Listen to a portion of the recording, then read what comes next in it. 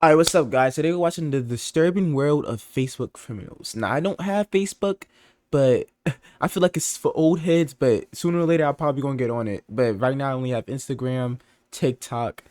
Snapchat kind of really fell off for me around 2020, so I haven't used Snapchat in a minute, not gonna hold you.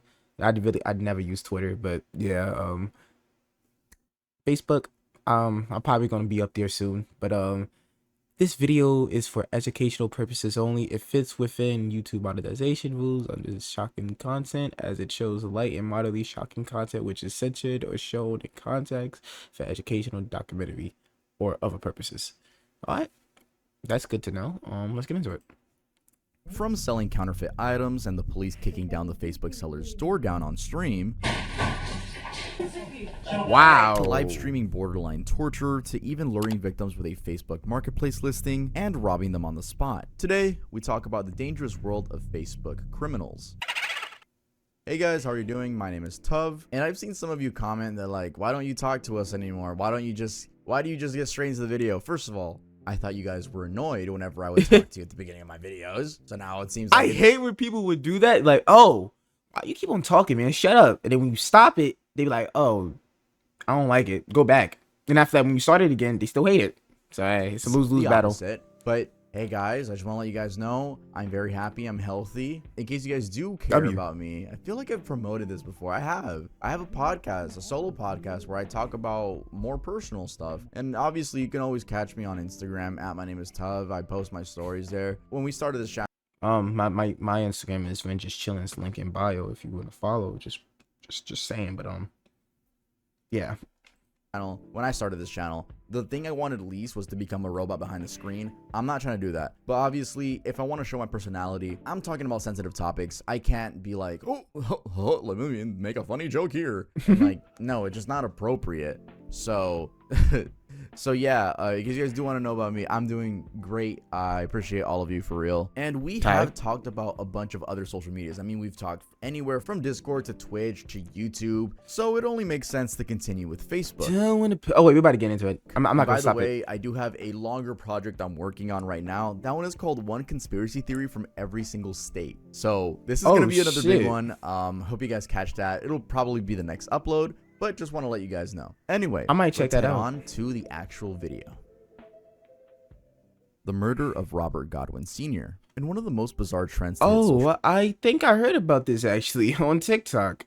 I don't know. I'm gonna make sure like he says the story right so I can yeah. Media, a man named Steve Steffens committed what is now termed as a performance crime by killing an elderly man named Robert Godwin. I did not hear this. Never mind. The video of the incident showed Steven Steffens opening fire and killing the 74-year-old who was just collecting aluminum cans. Wait. Yes, I have. Wait a minute. Opening fire, elderly man named Robert Godwin. I remember this. I shouldn't be on Instagram at this time. I was like 11 or 10 or 12 or something. Yo, bro, pull up. He's like, yo, you know this person or some shit like that. Yeah, this is the reason why you about to die. He's like, and the old man was like, no, please, and he just shot him for no reason, like a dickhead. I hope he's still in fucking prison. Fuck that guy. Fuck him.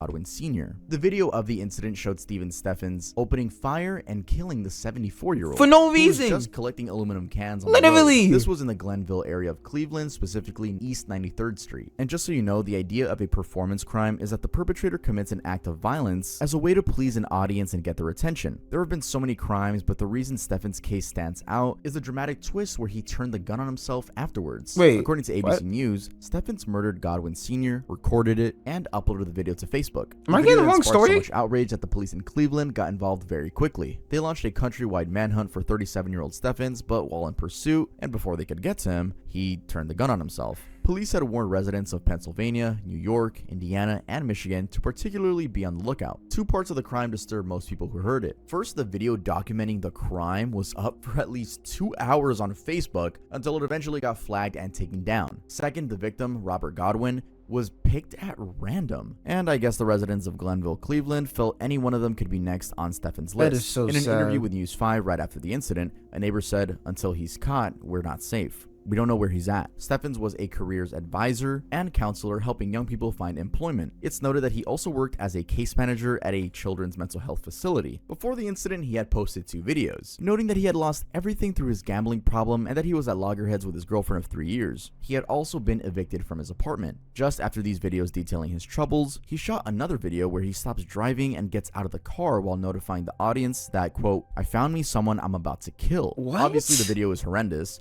but it's so weird imagining someone with a gun in their hand, but also their phone in the other. It's like, just like, You're a I don't even know. weirdo. I can't say clout chasey, but it's, imagine like this, but with a gun on the other hand, and that. Yo, that shit's lame. Sorry, I hate when people or anybody in general they have like they have guns and stuff and like they want to post it on Instagram. Oh wow, we so scared of you. You're like, bro, you're a weirdo. I'm sorry. Like, oh wow. I'm like, oh sorry. You scared me. You scared me. But yeah, I hate people that do that on Insta and just in general. So, oh, especially the Instagram lives, bro. That was the video. That's the video. It's like a first person. I mean, that's what it is. It's not Oh like wait, don't get started. When they have the phone, you have their phone and they put it right there. Why it's like on their fucking shit. I forgot what it's called. My leg. Yeah, it's on their leg or it's on the fucking table or some shit with some money or something. It's a first-person video. After the murder, it took the police 2 days to catch up with him after workers at a fast food chain in the city of Erie, 100 miles away from Glenville, recognized them and alerted the police. Steffens had ordered a 20-piece McNugget and large fries, but the workers delayed his fries so they could call the police. As he tried to escape, the police performed a pit maneuver, which sent him spinning out of control. However, before he completely went off the road, he pulled out a pistol and turned the gun on himself. 4 years later, after the incident, Mr. Godwin's daughter wrote a book, From Grief to Grace, just as a way to remember her father and deal with the loss. That shit's crazy though. Like she lost her father to some dumb shit that could have been an all of way, but some dickhead just wanted to fucking kill him for no reason. Like that is so sad. That like I'm like, well, she's probably still grieving, but you never know. She probably. But that's like that would make me so angry that this all could have been avoided if some dumbass nigga didn't want to do some bullshit for content.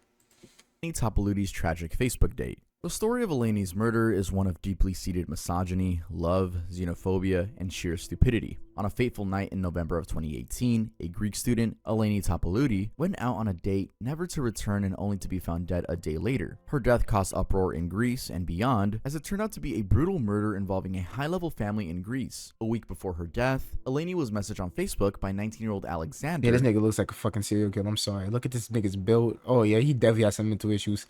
Fucking, I know he does like some type of drug, like meth, cocaine, something like that. But Jesus, he looks like a psychopath. Developed an interest in her. Alexander, an Albanian living in Greece, had a fairly attractive profile given his well-built physique and pictures of him running local marathons for charity. He seemed like a nice guy, and this was also reflected in the way that he would compliment Eleni. They friended each other on Facebook and chatted back and forth about random things, including Eleni's love for travel and her visiting the Rhodes Island in Greece, until eventually setting a date. They had never had contact with each other before their Facebook encounter, and to Eleni, this might have seemed just like a normal Facebook date. As agreed, on November 27th of 2018, Alexander came to pick up Eleni from her apartment for the date set out for 10 p.m. They planned to eat out at a local kebab shop. However, as she got into the truck Alexander had come with, Eleni realized there was another person in the truck that apparently was joining them in on the date. This third person was Okay, so they set her up. So it was probably fucking his truck, and she probably roofied the food or something worse. I'm not. Manolis Kakouras, a 20-year-old Greek citizen. Manolis and Alexander were friends, and after a chit-chat, they all set out for the date. Now, a key piece of background information that sets this story in perspective is that Manolis was the son of a local tycoon. He was from a family that owned a lot of restaurants and shops in Greece that held considerable power due to their wealth. As you will later realize, this had a great effect on the trial of the case. During the date, Manolis suggested they all go to a family-owned fancy summer house in Lindos, Rhodes Island. They all set out for the house, but beforehand, Eleni messaged her friend to call and basically fake an excuse, like, yo, call me, get me out of the situation, dude. And that call was to be in an hour. So yeah, you could tell she was aware of the weird nature of the situation. At the house, they ate, hung out on the rooftop, and had their drinks. Why would you need your homie to come with you, nigga? It's like supposed to be a one-on-one date, not a 1v2. You know what I'm saying? This is kind of weird. Everything was okay up to this point, and then it went sideways quickly. While on the roof, Alexander and Manolise requested to have sex with Eleni. Based on their testimonies in court, Eleni politely refused, and this is when the physical Oh, so he got upset because he got told no. See, this is the weirdos you gotta like watch out for on the internet. Like, don't get me wrong. Hey, some people might find a soulmate on the internet, what's so or what's so not, but like, you still don't know this person. At the end of the day, you just gotta be careful. struggle began. They accosted her, with one of them threatening her with a knife while the other grabbed her violently. Eventually, they overpowered her, took her to a room in the house, and assaulted her physically, and she lost consciousness at some point and then regained it after a while. Although beaten and bruised, she tried to fight back and told them that she would report this to the police. It was at this point that they decided to kill her. First, they tried strangling her, but they didn't succeed in that. So this is so fucking stupid though. Like, if y'all know that like she's like her friends are gonna try to find her or something like that, why, yo, just say no. And on top of that, he doesn't. But the thing about it, the dude didn't even look like a bad looking dude. So you could have got to the next girl. Maybe she was on that type of timing. What the fuck? Like, I don't understand people on the internet, man. they ended up battering her face with I don't understand people on IRL too. People on IRL probably do some weird shit like this too. So they threw her off a cliff into a river. They drove out into a remote area, and that's when they threw her off the cliff. Surprisingly, the medical report shows that she didn't die from the fall. Rather, she drowned slowly in the shallow waters of the shore, since she had been paralyzed by the fall and couldn't swim away from the water. Both men, after throwing her down a cliff, returned to the house, took her clothes, and threw them over a cliff near the house in hope that her clothes and body would be swept by the waters. Okay, I'm sorry. You're kind of stupid. Clothes don't get that dent. It's going to float up, and I'm pretty sure her body is going to float up too or something like that, but that's not how it works, bro. Fortunately for them, but fortunately for every sane human being, the tides were against them, as the clothes mostly blew back to the cliffside and were later recovered by the police as evidence. About to say. Her body was discovered the following morning by two fishermen. Her face was so badly beaten it was impossible to recognize her, and it took a rose tattoo on her ankle to identify her. Both men were arrested. However, during the trial period, Alexander got the harsher portrayal, with the Manolise family attempting to influence outcomes in favor of their son. Manolise was painted in the media as an unwilling accomplice, while Alexander received all the blame, especially because he was Albanian. Man, that's bullshit. They all should get the blame. I'm like, they both was teaming up on this shit. They like, this fucked up.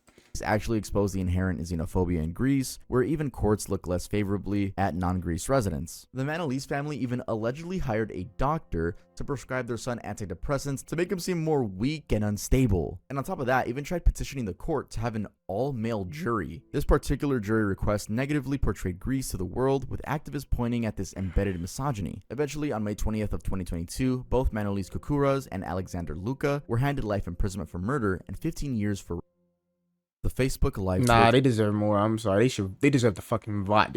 They like, give them 100 years tops. In Chicago. Since Facebook added its live feature a couple years ago, there have been a range of bizarre. I feel like I saw this before, but I don't know.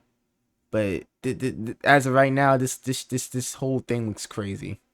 Live streams, and one that is at the top of the list is the live broadcast of a man being tortured by two young men and two young women. This incident happened back in 2017 in Crystal Lake, when an 18-year-old was kidnapped, tied, and placed in a room where he was tortured. The actual charges, as reported by CNN, included a hate crime, aggravated kidnapping, unlawful restraint, and battery with a deadly weapon. The four perpetrators were identified as Tess Faye Cooper, age 18, Brittany Covington, age 18, Jordan Hill, age 18, and Tanisha Covington, age 24. The two women, Brittany and Tanisha, are sisters. The victim, an 18-year-old man with a mental disability, was reported missing earlier in the week, and as reported by the Chicago Tribune, it's confirmed that the four perpetrators were behind his disappearance. See, I can't watch shit like this because it's gonna make my blood boil. It's like, how can you just have so much hate for a nigga like that and just like do that? Like, it's just so fucked up how cruel the world is. And also, I feel like they're probably fucking teenagers and they still deserve a life sentence and everything, but why go on Facebook and record it? Like, it's just like, this is worse than rage bait. It's just stupid. The parents said they dropped him off at a McDonald's in Schaumburg and never heard from him again until the appearance of the video online. It turns out that after he was dropped off, he was picked up by Jordan Hill in a stolen van, and they drove around for several days before ending up in Covington's apartments. Since the teens knew each other from school, this didn't seem odd until they got into a play fight that escalated into a torture So like, bro, like you just gotta watch out for those type of people because it's a lot of them in school. A lot of them, they're fucking weirdos. Torture crime. A neighbor heard the torture commotion and called 911. What made the crime even more disturbing is that they decided to share the whole thing on Facebook. The Facebook video was discovered after the teen had already been found. In the video, one of the young women quipped, "Y'all not even commenting on my shit," in reference to her audience not commenting on the live. Police believe that the young man was tied for about 4 to 5 hours. Also in the Facebook video, which lasted for about 30 minutes, he's seen cowering at the corner of the room with a terrified wide-eyed look. The video shows one of them cutting the victim's scalp with a knife, which I'm obviously not going to show, while one other attacker randomly yells obscenities about Donald Trump and white people. The specific phrases were F Donald Trump and F white people. Police said the victim was, quote, very discombobulated, end quote, when they found him on the street. The attackers were all African American, while the victim appears to be white. The police did, however,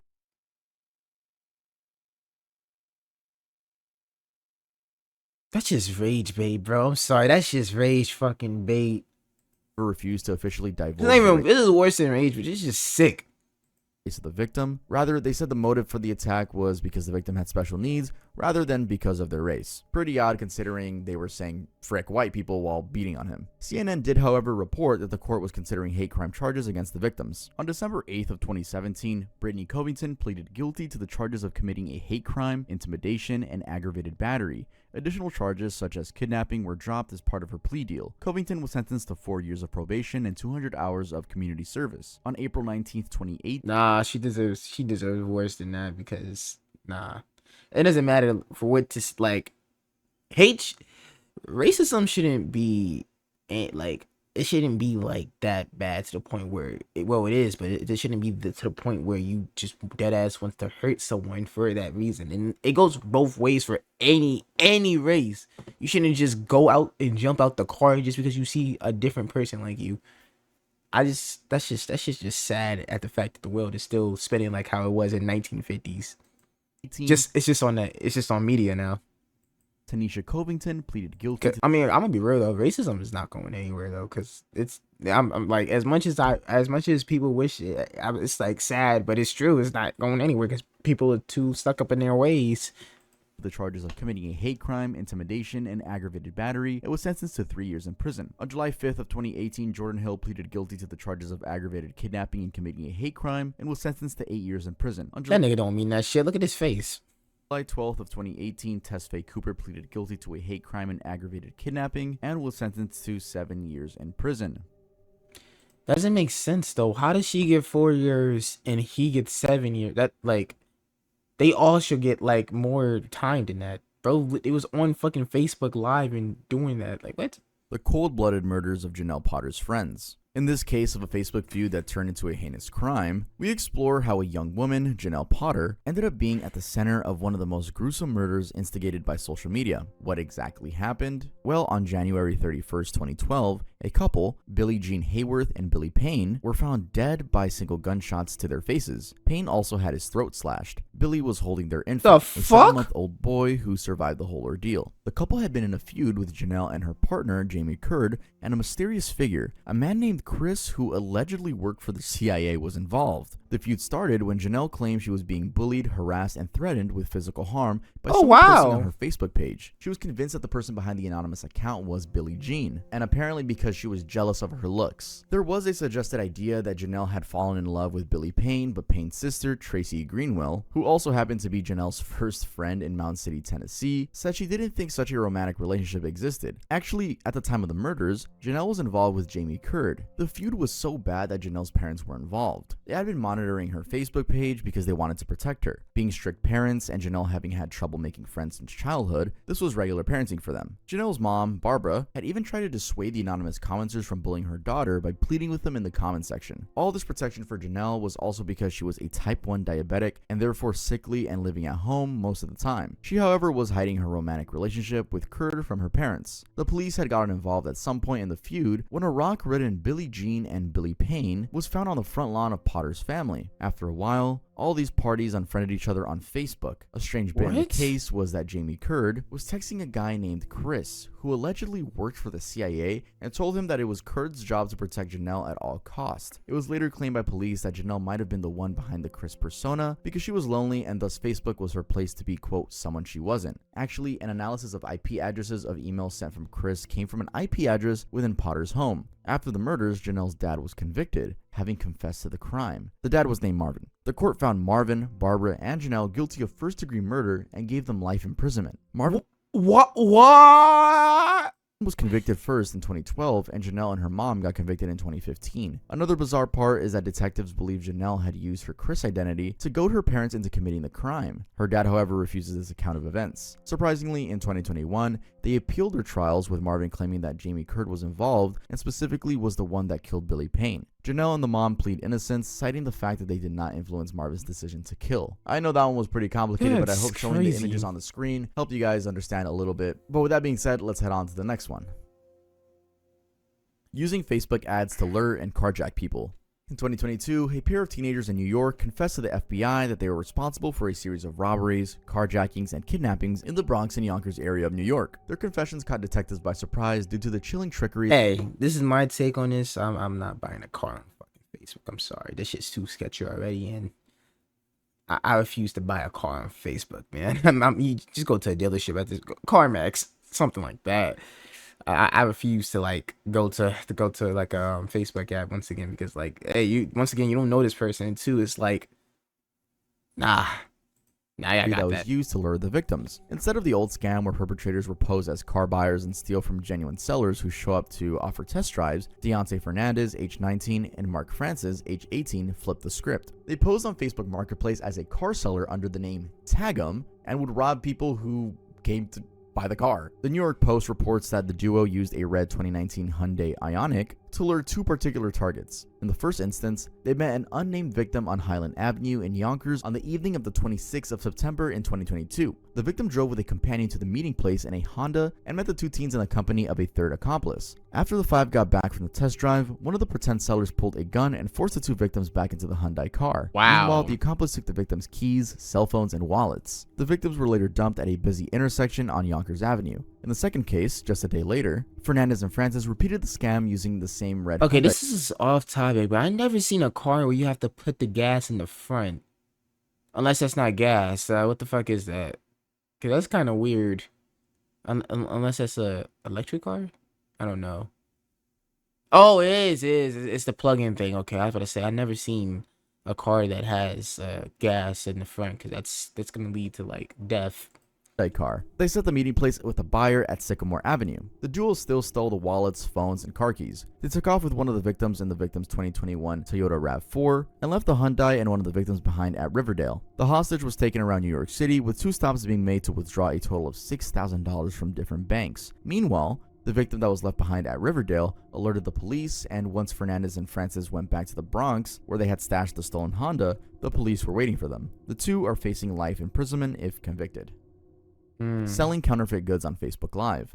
Now, this one isn't gruesome, but it's just pretty stupid. It involves a couple that was caught by the police while selling counterfeit goods during a live session. To put this into perspective, you have to understand that Portugal has very strict laws against counterfeiting. Being part of the European Union, the laws are enforced as a way to protect the health of consumers and reduce financial losses by tax authorities and the companies making original products. The couple from Mirandela, Portugal, is seen in footage being caught red-handed selling illegal goods from their home. Dumbass. Okay, first of all, if you're even selling anything like this, once again, if you're a reseller and shit, I'm pretty sure, once again, you're not supposed to go. You're supposed to have like a anonymous type shit, you know what I'm saying? Because like you're a reseller and shit. But once again, you're not supposed to go on Facebook Live for all that type of shit and stuff like that. And also, this is a different, I think that they said this is like a European country, so like you're cooked, bro. Because not everyone's laws are the same. So yeah.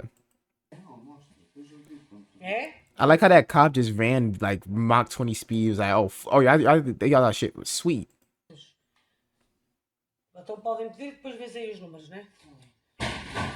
Damn, broke in that shit.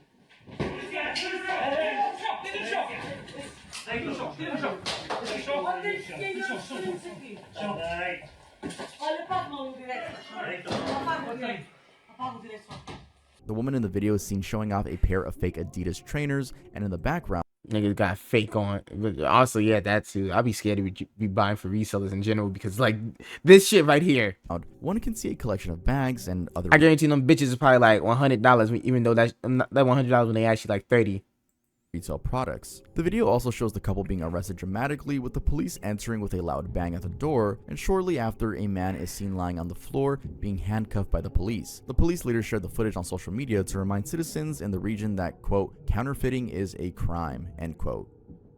Alright guys, that was it for this video. If you enjoyed it, make sure to leave a like. If you're not subscribed yet, it would be awesome if you could subscribe. And also, I know this was on the show. Hey, I'm def subscribed to this guy, by the way. I also like to subscribe and definitely check out his content, of course, if you like his content. But I would say the worst one out of the 10 that I watched. Wait, no, out of the 1, 2, 3, 4, 5, 6 I watched was definitely the fucking rage bait right here when this bitch ass nigga killed this old man for no fucking reason. And the one with the hate crime about just because of color of his skin, they automatically think he's a Trump supporter and stuff like that. And just doing all the types of shit to him for no reason. This is literally just fucking cruel and unforgiving. So it's just like boom, boom, and yeah, that's just crazy. But I definitely like, subscribe, and share this with your friends, of course. And peace.